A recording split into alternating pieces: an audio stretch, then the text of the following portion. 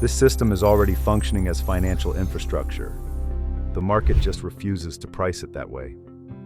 Every day, the XRP Ledger settles cross-border transfers in live production flows.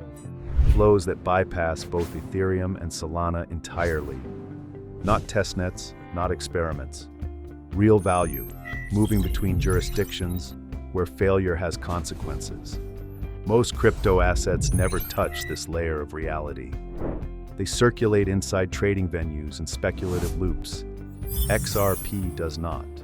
It operates where execution reliability matters more than narratives. That alone should force a reassessment, because this creates a classification problem. Either XRP is already core settlement infrastructure, or the market is collectively misreading live operational data. There is no third option. The counterfactual is simple. XRP is not priced like a settlement network, yet it behaves like one every single day.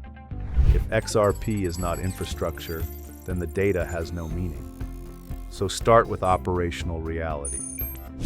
RippleNet connected institutions span more than 40 countries. They use the XRP Ledger for cross-border settlement flows. Public dashboards do not disclose full institutional volumes. That opacity is not a weakness. It is the risk signal. Conservative proxies still show millions of transactions per day. Uptime remains consistent across years of market stress. That is more persistent activity than many chains celebrated for innovation instead of execution. This is not theoretical dominance. This is operational dominance. Consider settlement finality. XRP Ledger settles in seconds, not minutes, not hours. Compared to correspondent banking systems, this is orders of magnitude faster.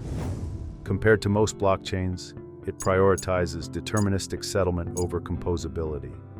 That trade-off matters in payments. This is not theoretical dominance. This is operational dominance. Consider transaction cost stability.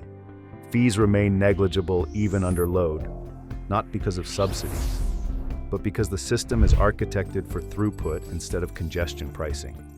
That makes it usable in production corridors.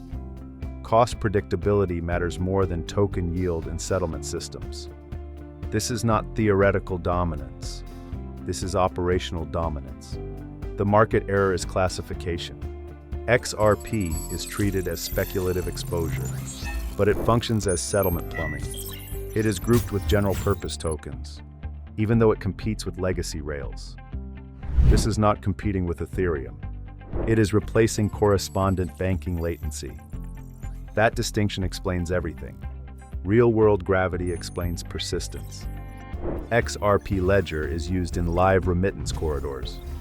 These are regions where capital controls, currency friction, and settlement delays impose real economic cost.